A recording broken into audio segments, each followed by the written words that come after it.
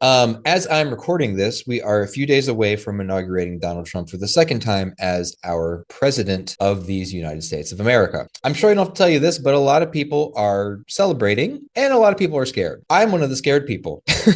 Maybe not so much scared for myself, but scared for people that I care about. I teach college and I get to know my students pretty well. And I know students who, for example, are trans and are worried about what a second Trump administration will be for their own just safety and dignity, ability to get a job, etc. I know students who are immigrants, and even the documented students are afraid of what a second Trump administration might mean for them in terms of their status, and in terms of even their ability to stay in the country that has been their home in some cases for their whole lives. Even if we just look at his first presidency and just look at his rhetoric and some of the things he's promising to do, I think we can unfortunately be pretty confident that his second presidency is going to introduce a lot of anti-democratic, authoritarian, anti-human, just rhetoric, policies, and just movements. And he'll probably be successful. Even people who supported Trump acknowledge that his first presidency did not accomplish that much. In terms of actual legislation, the Trump agenda didn't get a whole lot done. And a lot of people, including people who support him, think he's going to be more successful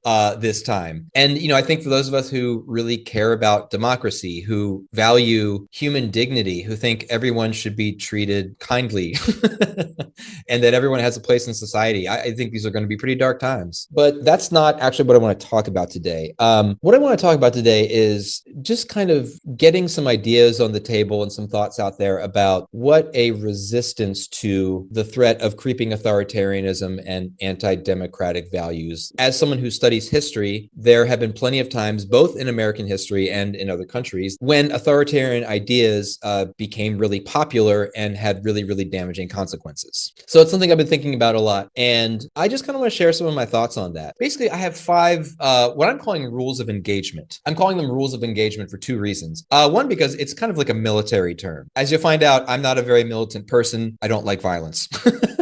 So I'm not using the term literally. I'm using the term because I really do think that people who love freedom and dignity and America's messy diversity and think that that's actually our strong suit, people who feel that way, I think, are going to have to fight for our way of life in a way that we did not have to with previous presidents. I'm also thinking about the word engagement in a more literal sense, like engaging people. There are a lot of people on all points in the political spectrum who think they don't have to talk to or interact or think about or even acknowledge the existence of people who don't agree with them. And I'm trying very hard not to be one of those people. So I'm hoping that whatever the future holds, good, bad, or ugly, that at the very least, I'll be a little prepared. And these five rules are ones that I'm going to try to hold myself to. And I just kind of wanted to invite you to, evaluate what do you think? Are these the kind of rules of engagement you would come up with? Do you have better suggestions? Do you have critiques? Do you have criticisms? Are you furious? Whatever. I really want to just put these out there and see what people think. So without further ado, let's start with rule number one. Ideologies are my enemy. People are not. Now, I know some of you are already rolling your eyes, but hear me out.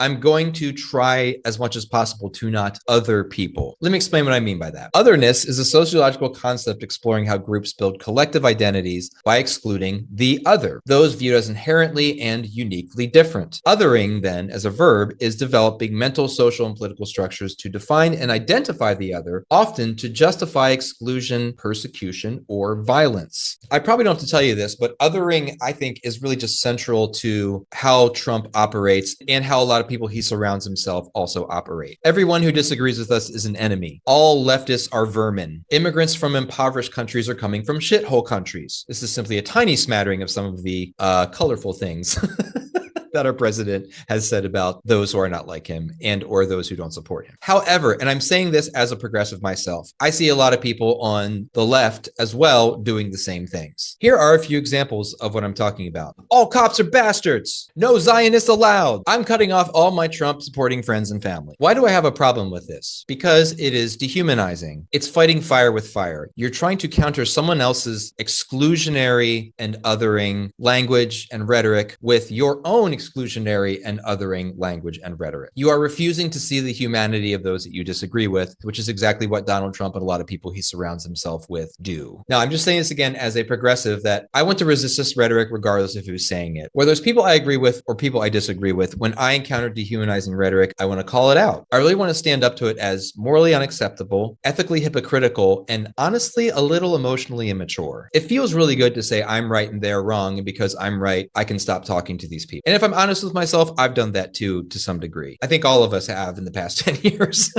However, as much as is humanly possible, I want to treat my opponents the way that I would want them to treat me. I want to privilege their humanity and afford them the same dignity that I would want from them towards myself. Now, I want to be clear, having said all that, I'm not saying we shouldn't resist policies, ideologies, belief systems, rhetorics. We absolutely should. You know, things like facts and science and human rights and dignity and actual historical events that really happened regardless of how you feel about them. These are things we're going to have to fight for and defend. However, whenever I do that, I always want to remember that my enemies are not the people. My enemies are their beliefs. Let me talk a little bit about why I feel so strongly about this. There's a lot of reasons, but here's just a few. One is that I grew up in a very conservative, I would go as far as to say fundamentalist Christian church, which openly taught and embraced white supremacy. My church was like the center of my life. We went to church 3, sometimes 4, sometimes 5 times a week. The school that I attended from kindergarten through 8th grade was at our church. And although, you know, it was kind of a warm and fuzzy place, people were nice to each other. I didn't get yelled at or beat or anything like that. In that environment,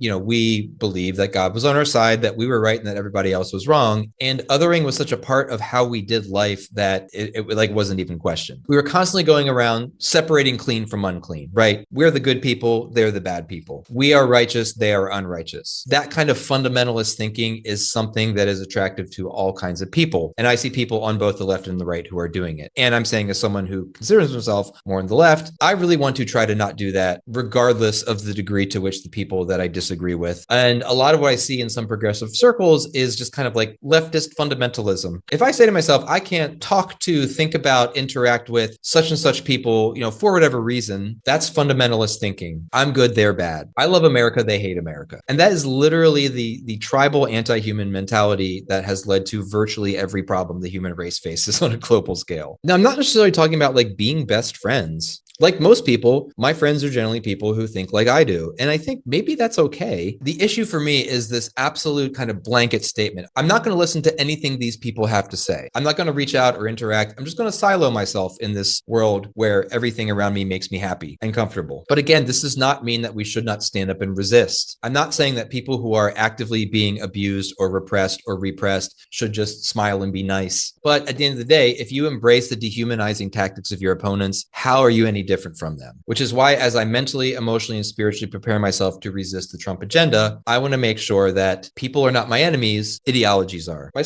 second rule of engagement is really short, but not simple. Reality at all costs. Over the past 10 years, unreality has become a reality for a lot of people. There are countless people in our society on all points of the political spectrum that cannot tell the difference between fake news and real news, that don't have the tools to distinguish between a conspiracy theory and a complex cause and effect relationship. Bad faith social media influencers and podcasters can just spread lies and nonsense and misinformation and get followers and likes and respect and money for it. If all goes according to Trump's plan, Robert F. Kennedy, who is a known conspiracy theorist who has peddled easily refutable lies about vaccines and fluoride in the water, etc., is about to be our head of Health and Human Services. And I think that's just one of many data points demonstrating that in the era of, you know, digital everything and screens everywhere and social media all over the place, we as a human race, not just we as Americans, we as a human race are increasingly having a hard time distinguishing reality from unreality. It almost feels like at times we're entering like a new dark age where just utter nonsense is peddled as good information. So what does then a recommitment to reality of all costs look like? Well, I have a lot of thoughts, but I'll just share a few. First, it means kind of committing to just critical thinking. When a podcast host or a YouTuber says something, don't just believe them, even if it's someone you trust. Actually, especially especially if it's someone you trust. Be critical, ask questions like, where is this information coming from? Is the way that this person is putting together the information to tell a story, does it actually make sense? Know how to look for things like cherry picking and logical fallacies. Look for sources of information that include the perspectives of educated experts, not just people who went to law school and were trained how to defend an argument, whether it was a good argument or not. I think the expertise point is really important. There is a deep anti-intellectual tradition in America. This is something that historians I've written about. I'm not just making this up. It's like a documented phenomenon. Americans love to distrust authority. And while sometimes that distrust of authority is really good, at other times it leads to people believing in conspiracy theories and listening to people who legitimately don't know what they're talking about. So again, just because some YouTuber has a bachelor's in political science they got 30 years ago does not mean they're qualified to talk about any and every subject under the sun. So let me give you a specific example. There are people who want to clean up our history books, things like the horrors of slavery, the oppression of women, the near extermination of and theft of land from the indigenous inhabitants of North America. Now, I am a, trained historian, and I think one of the reasons why I was put on this earth is to tell people the truth about American history. It is a fact that the American system of racialized slavery institutionalized abuse and rape and violence and degradation and the destruction of families. Those are historical facts. And as a great man once said, facts don't care about your feelings. I'm just playing.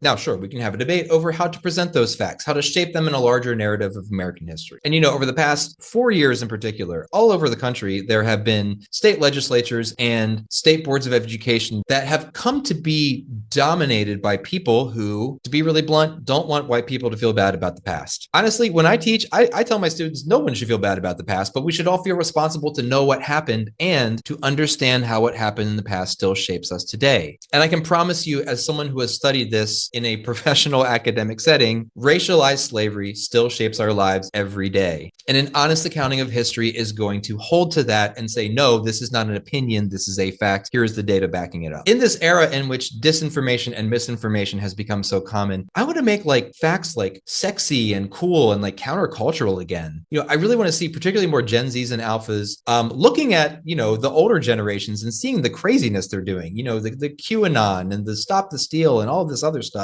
that is not based in reality at all. And I really hope more people do the hard work of self-reflection and self-analysis. How do I think about things? How do I process information? Where's my data coming from? How do I know this data is good? Am I just going with what I feel, or am I actually contemplating this and thinking about it deeply and talking about it with others? So Gen Z, Gen Alpha, if you're watching, please, reality at all costs. Maybe you can show us a better way, because the older generations have kind of already lost that battle. For engagement number 3, learn from those who have loved well and resisted powerfully. So when I look at Trump and I look at his rhetoric and the things he says and the things he says he wants, I hear and see authoritarianism, a casual attitude towards the dehumanization and possibly future oppression of the other, and a just naked and obvious just worship of raw power. Here's the thing though, none of these things are new. Human history is littered with dictators and kings and pharaohs and authoritarians of all shapes, sizes, and types. And basically, since the invention of writing, humans from across time and place and language and culture have loved well, resisted power, and left us sagely wisdom in the form of writing and more recently videos, podcasts, etc. We need to seek out these people and learn from them, people both living and dead. If there's one thing that Trump and a lot of the people he surrounds himself with seem to hate, it's humility, openness, and curiosity. And if I'm serious about resisting what I think is about to happen, I'm going to need to have the humility to say, I don't know how to do this. Let me learn. So let me just offer a few kind of sub points to explain what I mean. Even though I've kind of spent some time kind of trashing modern digital media, for me, podcasts, YouTube, and to a lesser extent, social media has allowed me to find some really, really, really powerful, intelligent, thoughtful, ethically and morally admirable voices that have given me a lot of strength, and I would even say spiritual nourishment. Let me just give you an example. I'm obsessed with this podcast called The Bible for Normal People. The Bible for Normal People is basically hosted by two people that are sort of like me. They at one point in their life were indoctrinated into kind of fundamentalist Christianity. At some point realized that a lot of it didn't make sense and a lot of it was problematic. Looked to academia and kind of graduate level education to try to help them sort out some of their questions. And on a regular basis, put out podcasts where they kind of marry their personal journeys with their academic understanding, and also doing this in a larger community with other people who are on similar similar wavelengths. I can't tell you how meaningful that podcast is to me. And it's just one of many kind of touch points in my life where I can go to people who actually know what they're talking about and can demonstrate they know what they're talking about, but are doing so with relevance and with humanity and with an understanding that knowledge is only powerful if you can actually live it out and apply it. We need to learn from passionate and thoughtful, like intellectuals and academics, right? Who can help us understand the current moment and to put it in a context so it doesn't feel so chaotic and out of control. We need to learn from historians. Really good historians mine the past to help us understand what's happening now and give us wisdom and encouragement and insight into our present situation through the lens of the past. We should be learning from artists and creatives, playwrights, visual artists, musicians, filmmakers, because they help us express and capture and spark conversations about what's going on and also help us celebrate our victories and mourn our losses. Finally, we should learn from people in the margins. We should learn from people who have suffered deeply, but have come out of that experience of suffering either individually or collectively with an incredible wisdom and clear-eyed empathy. We have a really bad habit in America of just listening to the people who are powerful. In particular, middle and upper class suburban people tend to tell us what reality is, and we tend to believe them. I used to think that way, and unfortunately, sometimes I still do. At some point in my life, however, I realized that marginalized people have more to teach me than I have to teach them. People of color, women, incarcerated Americans, poor Americans. In the environment I grew up in, I was told we need to tell those people how to live because we have the answers and they don't. And now I realize that's a lot more complicated than that. Learning to live and work and even thrive in the greatest country in America as a person that the greatest country in America looks down on and doesn't want can and often does bring an understanding and a perspective that the rest of us need to hear. For example, for 3 years, I worked inside of a prison. I started out teaching GED. I was teaching English and social studies. And about halfway through, I got promoted to the school supervisor. I basically got fired for doing my job, which is why I'm not there anymore, but that's another story for another day. The lessons that I learned there, I try to take with me everywhere I go. This was a maximum security men's facility. In other words, by maximum security, everybody that was in there for some kind of violent offense. Some of the guys I worked with were sex offenders. Some of them had murdered people, either intentionally or unintentionally. So you'd think that they wouldn't have very much to teach me. Absolutely false.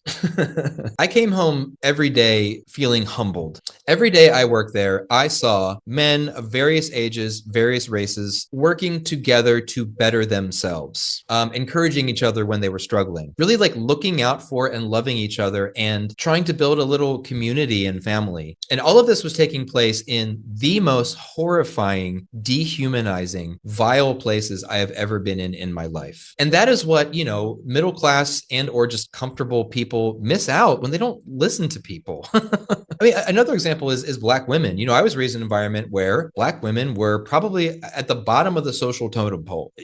I was raised to view Black women as just obnoxious welfare queens who wanted to have babies and live off the government. Here I am decades later, and I can say without hesitation that my life would not be the same were it not for the role that Black women have played. Both my personal life, through friendships and through mentoring relationships and through, my intimate, closest partnership, but also in my intellectual, I'd even say spiritual life. Authors and thinkers like, Bell Hooks, Toni Morrison, Angela Davis, have become really, really, really, really important to me. And to put this in context, I think if you just look at American history, Black women have arguably suffered more from the history of white supremacy than almost any other demographic in this country. And at this point in my life, it's hardly surprising that members of this demographic who have suffered so much and are just generally looked down upon by American society have produced some of the most important just works of thought and spiritual encouragement and anti-authoritarian activism in all of American history. Now, to be clear, I don't want to romanticize suffering. We all suffer and suffering sucks and nobody should seek it out. But some of us suffer more greatly than others. Some of us experience extreme or intense suffering that most of us can't even comprehend. And if you go through that type of suffering, it either, to be cliched, makes you bitter or makes you better. And the people whom have been made better and stronger and wiser from suffering have a lot to teach us. Number 4, love, joy, and beauty must be our guiding lights. If I'm serious about resisting the dehumanization and the naked pursuit of power, I need to be serious about committing to and holding forth, right? Kind of presenting to others what love, joy, and beauty really look like. People need to see that there's an alternative to the hate and fury and possible violence that is about to be our norm. Okay, love, joy, and beauty can mean different things to different people, so let me just define them really quickly.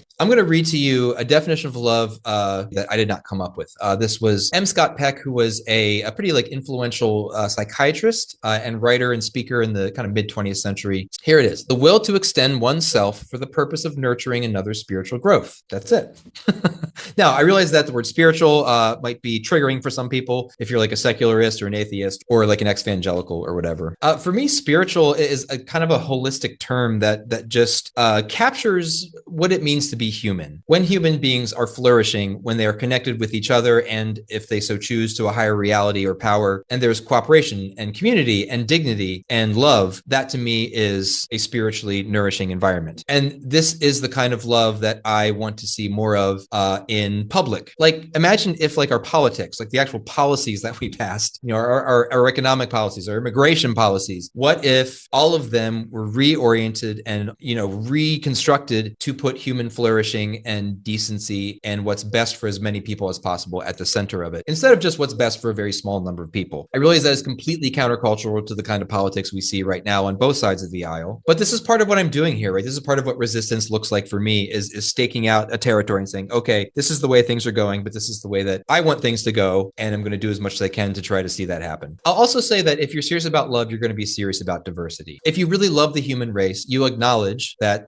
there are different people, there are different races, there are different genders, there are different sexual orientations. If love is serious, it has to put actual diversity into action, right? It has to say, okay, let's create spaces, let's create venues, let's create ways that different people can come together and share how they are different and share how they are the same. Diversity is such a loaded term, but honestly, going forward, I think diversity is a survival strategy. For me, all of the data points to the fact that Donald Trump hates diversity and sees it as a deficit rather than a benefit. And if we're serious about pursuing freedom and dignity, we need to be doing that together, right? We need all hands on deck. So diversity, yes, it's a buzzword, but it's something that actually matters to me. So second, let's talk about joy. We need joy.